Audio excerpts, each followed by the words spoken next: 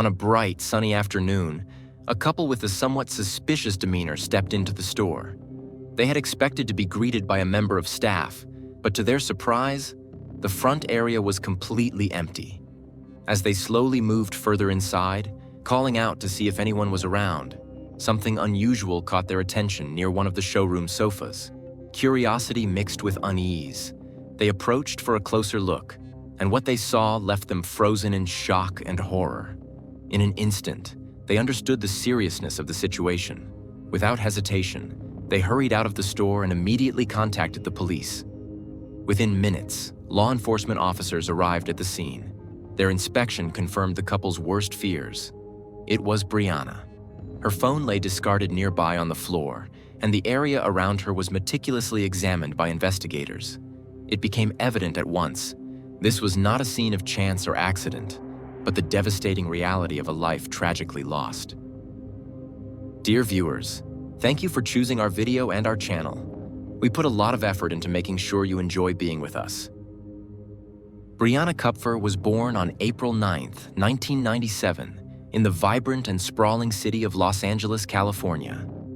From the very beginning, it was clear to everyone around her that Brianna possessed a unique spark, a combination of intelligence, kindness, ambition, and creativity that set her apart in every environment she entered. She was raised in a warm and close-knit household, part of a large, loving family that included a younger sister and 2 brothers. Their home was always full of laughter, conversation, and support, values that would become central to the woman Brianna would grow into. Even as a young child, Brianna showed an incredible sense of drive and determination. Whether it was academics, extracurricular activities, or community events, she put her heart into everything she did. In school, she earned straight A's and excelled in a wide range of subjects, making her a favorite among her teachers and peers alike. But she was more than just a great student. Brianna also had a dynamic, outgoing personality and was deeply involved in school life. She became captain of her high school's cheerleading team, where she uplifted others not just with her energy, but with her leadership and integrity. Outside the classroom, Brianna was known for her kindness, her quick wit, and her ability to make friends wherever she went. She had a large social circle and was often the person others turned to for advice or simply to brighten their day. Her friends described her as someone who lit up every room she walked into, someone whose compassion and positivity left a lasting impression. After graduating high school, Brianna moved across the country to attend the University of Miami, where she pursued a degree in public relations. This was a natural fit for her. She had always been great at communication and loved working with people. During her college years, she seized the opportunity to participate in a student exchange program in Australia. That experience gave her new perspectives, lifelong friendships, and a deeper appreciation for different cultures and lifestyles. Following her undergraduate studies, Brianna returned to her hometown of Los Angeles, ready to take the next step in her journey. She enrolled in a graduate program at UCLA, where she focused on architectural and interior design, a field that combined her eye for aesthetics with her love of structure and detail. This new chapter brought out her creative side even more. Brianna had always been passionate about design and fashion. She spent countless hours sketching clothing ideas, crafting her own garments, and dreaming of one day launching a fashion line that fused elegance with individuality. She led an active, healthy lifestyle and found joy in physical activity. Yoga was part of her regular routine, and she also enjoyed dancing and had recently started taking boxing lessons, a hobby that surprised some people, but to those who knew her, it made perfect sense. It was another example of Brianna's fearless nature and her willingness to try new things. After moving back to Los Angeles, she initially lived with her parents, enjoying the comfort of home and the support of her family. But as her graduate program became more demanding, she decided to move closer to campus for convenience. She found an apartment and moved in with a friend, sharing both the rent and the excitement of this new stage of adulthood. To support herself financially, Brianna took a part-time job as a design consultant at a high-end furniture store. The job suited her perfectly. It allowed her to work with customers, stay creative, and apply what she was learning in school. On January 13, 2022, the day began like any other. Brianna, 24 years old at the time, got ready for work and headed out to the furniture store where she was scheduled for a solo shift. She had generously agreed to cover for a coworker who had a scheduling conflict. Though it was a typical workday, Brianna was always responsible and professional, and she arrived early to open the shop and prepare for customers. At approximately 1:30 p.m., Brianna sent her manager a message that raised concern. In the message, she wrote, "Can you call me? There's a customer here, and I'm getting a weird feeling." Unfortunately, the message wasn't seen immediately. By the time her manager noticed it and called Brianna back, there was no answer. She attempted to reach the store's landline, but once again, there was no response. This silence was out of character for Brianna. A short while later, an unsuspecting couple walked into the store. Expecting to be greeted by a staff member, they were surprised to find the front of the shop empty. As they moved through the space calling out, they noticed something unusual near one of the showroom sofas. When they looked closer, what they found was shocking and deeply distressing. Realizing the gravity of the situation, the couple quickly exited the store and contacted law enforcement. Officers arrived at the scene within minutes. What they discovered confirmed the worst. The person inside was Brianna. Her phone was found nearby, lying on the floor, and her surroundings were carefully examined by investigators. It was immediately clear that this was a tragic loss of life. The very first avenue detectives explored was whether the incident had been the result of a robbery that spiraled out of control. In many cases, this is a logical starting point, a straightforward motive where stolen goods or cash could explain the events. However, after a careful sweep of the premises, that idea began to crumble almost immediately. The store's inventory was intact. The register still held its full amount of cash, and not a single valuable item appeared to be disturbed. In fact, what investigators discovered in place of missing property was something far stranger. A small, handheld voice recorder resting squarely on the countertop, directly in the space where Brianna had been stationed during her shift. Even more remarkable, it was still switched on, quietly capturing the sounds inside the shop. When the detectives played the audio for the first time, the scene that emerged was startling in its clarity. The recording began with the gentle, familiar chime of the store's front doorbell, a sound that had greeted countless customers before. Moments later came Brianna's voice, warm and professional, extending her usual friendly greeting to whoever had just entered. A male voice responded, explaining in a casual tone that he and his girlfriend were searching for a new sofa. Without hesitation, Brianna shifted into her customer service mode, asking the right questions, guiding the conversation, and offering to walk him through the available selections. She spoke with practiced ease, the way a skilled employee would when helping someone narrow down choices. After a few exchanges, the man claimed he needed to check with his girlfriend and stepped outside. There was a brief lull on the recording, ambient noises filling the gap. But then, just a short while later, the sound of the door chime returned. The man was back. His tone was slightly different this time, more casual, even familiar, as he asked Brianna if she might share her social media information.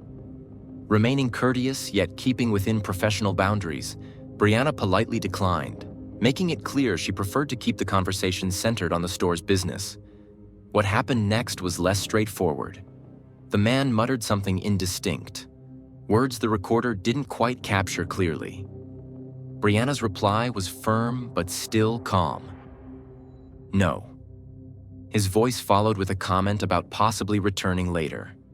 Ever the professional, she offered him a business card instead, the way she would for any potential customer, extending the interaction with politeness rather than tension. But the atmosphere shifted when, instead of leaving as expected, the man stayed inside.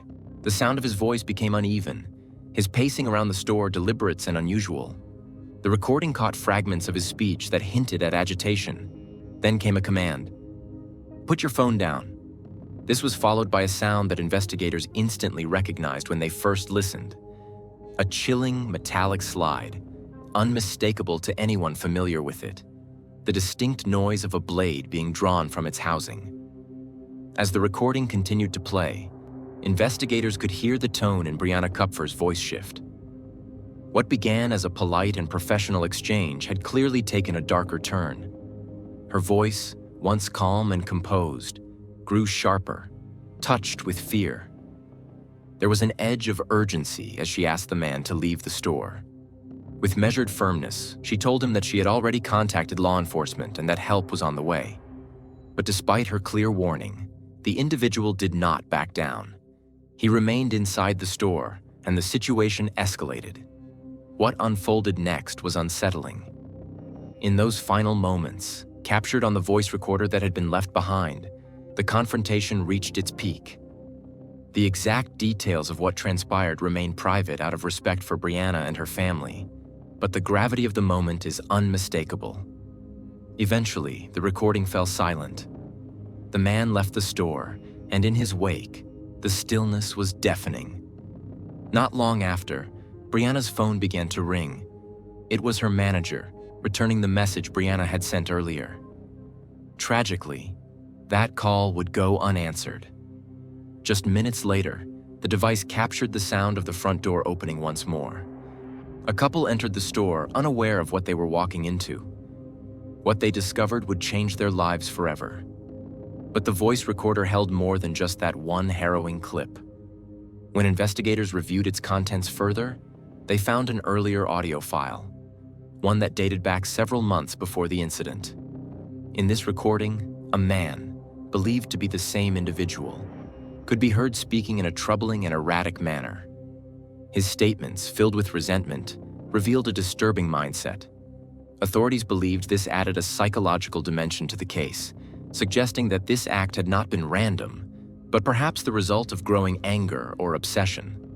The voice recorder was immediately sent to a forensic lab, where specialists began the meticulous work of analyzing it for possible fingerprints, skin cells, and other DNA traces. In the meantime, detectives turned their attention to surveillance footage from the store. Multiple security cameras were installed inside the building, but unfortunately, none had a direct view of the area where the confrontation took place. Still, not all was lost. One of the cameras had captured the moment the man first entered the store and approached Brianna at the counter. While his face was obscured, hidden beneath a hoodie, dark sunglasses, and a medical mask, investigators were able to note key features about his appearance. He was of average height, with a medium build, and walked with a distinct stride. Outdoor surveillance cameras also picked him up leaving the store shortly after the time of the incident, calmly walking down the sidewalk and disappearing into the city. Inside the store, a detailed crime scene investigation was conducted. Among the evidence discovered was a partial shoe print found on one of the showroom couches. Investigators theorized that Brianna may have attempted to flee, possibly even vaulting over the couch to reach the door, while the individual pursued her from behind. The shoe print was thought to belong to the assailant, and forensic teams documented it thoroughly. Near that same area, they located the weapon used in the assault, a knife with a 7-inch blade, abandoned at the scene.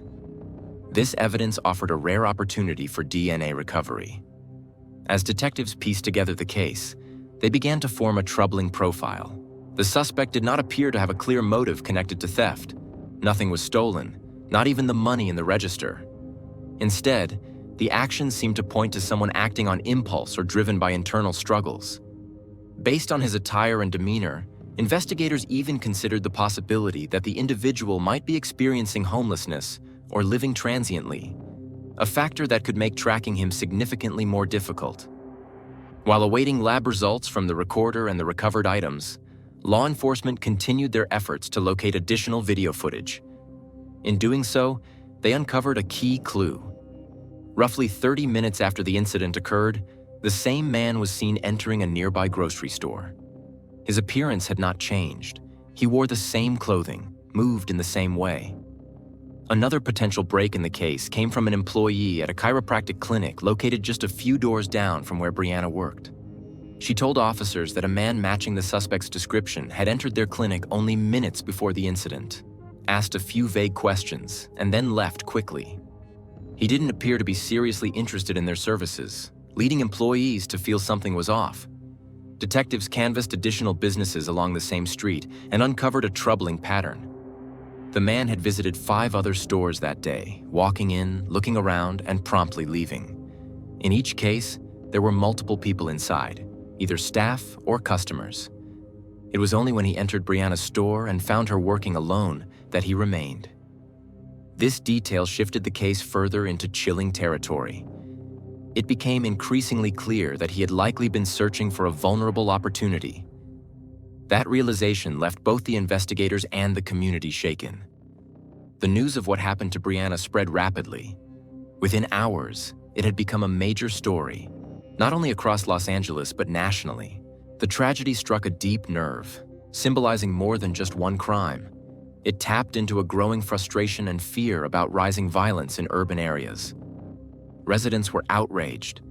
Many questioned why someone as bright and promising as Brianna had been left to work alone, especially in a luxury retail space with no visible security presence. The broader discussion soon turned to the state of public safety in Los Angeles. Crime rates had been climbing, and some citizens blamed changes in policy, like zero bail releases and reduced incarceration times, for creating a system that seemed to favor leniency over accountability. People felt that their concerns were being ignored, and Brianna's case became a rallying point. Despite the heartbreak, there was also determination.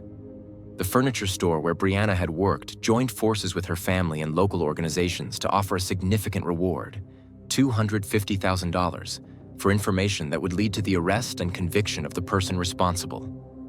The reward money, an impressive $250,000, drew in a wave of public interest. In the days that followed the announcement, hundreds of tips flooded in from across Los Angeles and beyond. People were eager to help, scanning CCTV clips and surveillance stills, analyzing photos, and reporting any individual they thought might match the image of the man seen leaving the scene that tragic day. But as hopeful as these early leads were, none of them brought law enforcement any closer to the person responsible. Days turned into a week.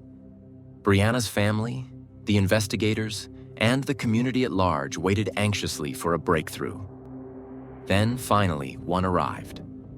The results from the forensic lab came back, and they offered the first concrete connection between the crime and a suspect. DNA recovered from the weapon used in the attack, carefully preserved and analyzed by experts, matched that of a 31-year-old man named Sean Laval Smith. Detectives immediately pulled his file and quickly confirmed what they had already suspected. Locating him was not going to be easy. Sean had no known permanent address. He had lived in different areas across Southern California, and more recently, he had been considered unhoused, frequently moving from one part of the city to another. Without a fixed location, tracking his movements would require extensive coordination between police departments, public agencies, and community tip lines. Authorities quickly distributed his photo and details to precincts throughout the region and updated the public through media channels. As the story made headlines again, new information emerged, this time about Sean's past. Journalists and concerned citizens unearthed his criminal record, and what they found was alarming. His rap sheet stretched across multiple states and included a long list of offenses. Some were nonviolent, such as shoplifting and trespassing, but others were more serious. In one case, he was accused of assaulting a police officer and reportedly biting the officer's finger. He had been arrested several times for entering private property without permission and had a pattern of disregarding court orders and parole conditions. Just weeks before the attack on Brianna, Sean had been released from custody following yet another short sentence. According to public records, he quickly violated the terms of his supervised release. Instead of being held accountable and returned to jail, he effectively disappeared, falling through the cracks of an overburdened legal system. That oversight would prove to be devastating. The public's reaction to these revelations was swift and emotional. The frustration wasn't limited to what had happened to Brianna. It extended to what many saw as systemic failures. People were outraged that an individual with such a record, who had been given numerous second chances, could remain free despite repeatedly showing a pattern of disregard for the law. On social media, talk shows, and local news, the public rallied even more. Still, police continued their search. Every tip that came in was logged, investigated, and followed up. But for several days, the manhunt yielded no promising leads. Then, on January 19th, a turning point came. That afternoon, a man was driving through Los Angeles when he spotted someone on the sidewalk who looked strikingly similar to the person shown in the surveillance videos. The man didn't act on impulse. Instead, he calmly drove around the block and passed the individual a second time, paying close attention. This time, he noticed a key detail: the same distinctive backpack that the suspect had been carrying in the footage released by authorities. The driver immediately contacted the police and provided a detailed description of the location and the individual. Officers were dispatched to the area without delay. When they arrived, they spotted the man quickly. He matched Sean's appearance almost exactly. Same build, same clothing, and the same backpack. But when officers approached him and asked for identification, he gave them a different name, claiming to be someone else entirely. The officers, prepared for this kind of response, brought a portable fingerprint scanner to the scene. Within minutes, the scanner confirmed their suspicion. The man standing before them was indeed Sean Laval Smith. He was arrested without incident and taken into custody. Despite being captured and positively identified, Sean refused to acknowledge any involvement in the crime. He declined to cooperate with investigators and did not offer any statements that would clarify what had happened. Even in the face of overwhelming evidence, he maintained his silence. Prosecutors wasted no time. They announced that they would be pursuing the maximum sentence available under California law. However, the death penalty was not considered. The district attorney, in a public statement, reiterated his long-standing opposition to capital punishment. He explained that it was not viewed as an effective deterrent and would not be sought in this case. This announcement was met with mixed reactions.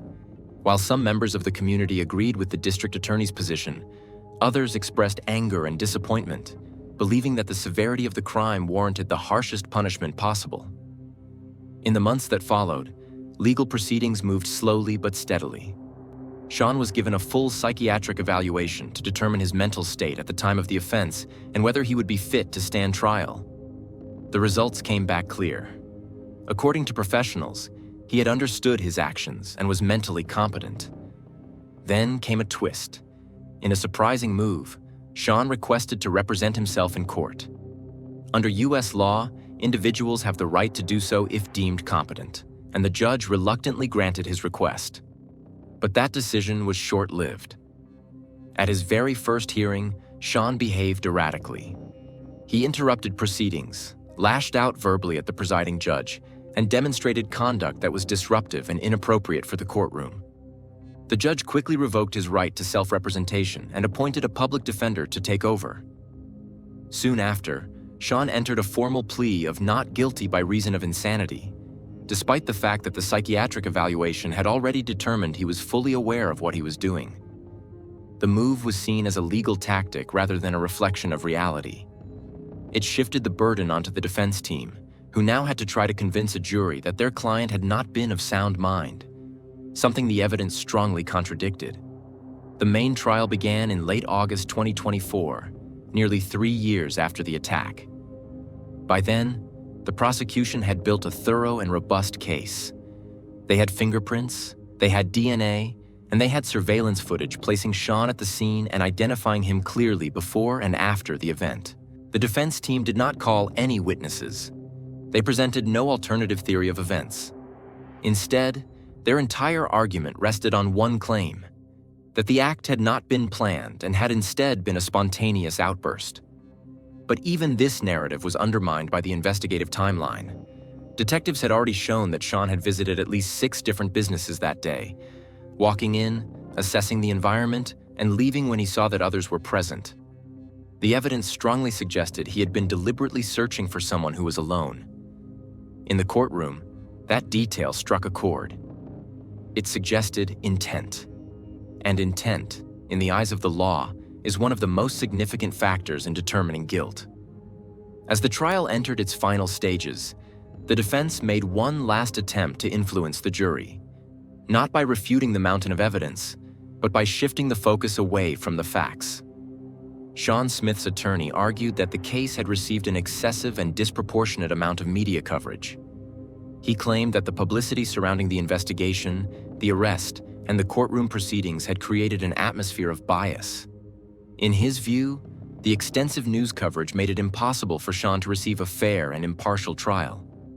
He even suggested that the public's emotional reaction, rooted in sympathy for Brianna and outrage over rising crime, had clouded the judgment of both the media and the court. But the prosecution countered forcefully. They reminded the jury that media attention did not change the facts, and it did not alter the overwhelming body of physical and digital evidence connecting Sean to the crime. This wasn't about perception. It was about reality. One of the most emotionally difficult moments of the trial came when the prosecution asked to play the audio recording recovered from the scene. The same recording that had captured the final minutes of Brianna Kupfer's life. Before it was played, the judge addressed the courtroom. In a rare but compassionate gesture, the judge gave Brianna's family the opportunity to step outside so they wouldn't have to endure the trauma of hearing those painful final moments replayed in a public setting. Many family members accepted that offer, supported by court staff and grief counselors. As a further measure of respect and protection, the judge later issued a permanent order. The recording would remain sealed and would never be made public under any circumstance. In addition to that harrowing audio, the court also presented other recordings, ones that had been discovered on the same device. In one particular clip, the defendant could be heard speaking candidly about his hostility toward women.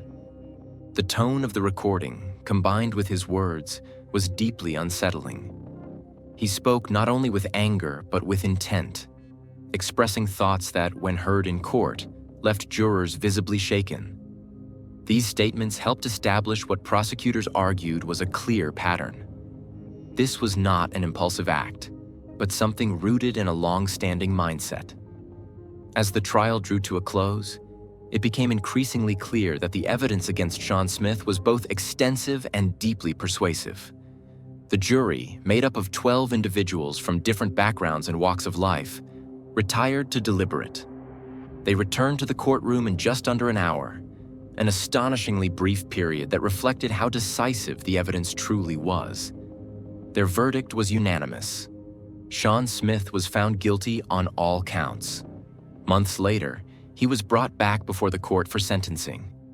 During this phase, the judge reviewed additional materials and requested a second round of psychological assessments. Multiple independent psychiatrists were called in to evaluate Sean's mental health and determine whether any legitimate condition could explain or mitigate his behavior. Their conclusions were unequivocal. Every evaluation confirmed that he had been fully aware of his actions both before and during the crime. He understood what he was doing. He understood that it was wrong. And he had the ability to control his behavior. He simply chose not to. What came next only reinforced that conclusion.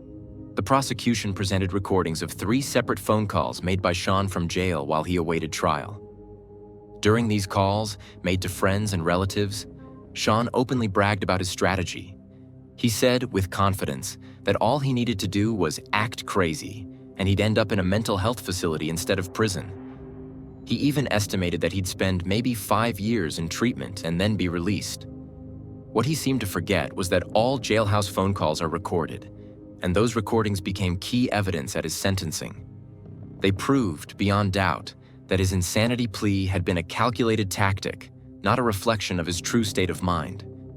With this new information, the judge ruled definitively that Sean Smith was mentally competent.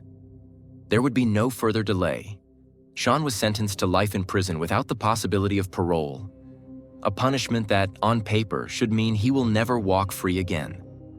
However, due to recent changes in California state law, individuals serving life without parole may technically be allowed to apply for parole under specific circumstances in the distant future. The judge, aware of this legal nuance, made a powerful statement. He said that, in his view, no future petition for release should ever be granted, given the shocking nature of the crime and the clear intent behind it. His words echoed throughout the courtroom and were met with quiet approval from Brianna's family, friends, and supporters. As for Sean's motive, it remained hauntingly simple and devastatingly senseless. Despite the hours of trial testimony, expert analysis, and legal arguments, no coherent reason ever emerged. Based on his own words and recordings, it appeared that his motive was rooted in hatred. Not toward Brianna personally, but toward women in general. It was chilling to realize that this wasn't about a particular conflict or moment of rage. Sean had entered 6 other stores that day before settling on Brianna's workplace. In every other location, there had been multiple people present. But when he found someone working alone, he chose to stay. It didn't matter who she was. What mattered was that she was alone. And she was a woman. That fact alone painted a deeply disturbing picture, and it left a permanent scar on everyone who followed the case. With the sentencing concluded, Sean was taken to begin serving his sentence. But while legal justice had been served, the emotional aftermath of the case continued to ripple outward. For Brianna's loved ones, and for many across Los Angeles and beyond, there remained lingering questions about how this tragedy was even allowed to happen in the first place. Too many saw in Sean Smith a man who had been given multiple chances, arrested repeatedly, released quickly, and never held accountable in a way that matched the seriousness of his behavior. That repeated cycle finally came to an end, but only after irreversible harm had already been done. In the days and weeks after the trial, the community came together in a show of unity and remembrance. Outside the store where Brianna had worked and where her life had been taken, residents and friends built a memorial. It began with a few bouquets and handwritten notes. But soon, it grew into something larger. There were candles, photographs, signs, and flowers covering the sidewalk. Strangers stopped by just to pay their respects. Some left drawings, others tied ribbons to the trees nearby.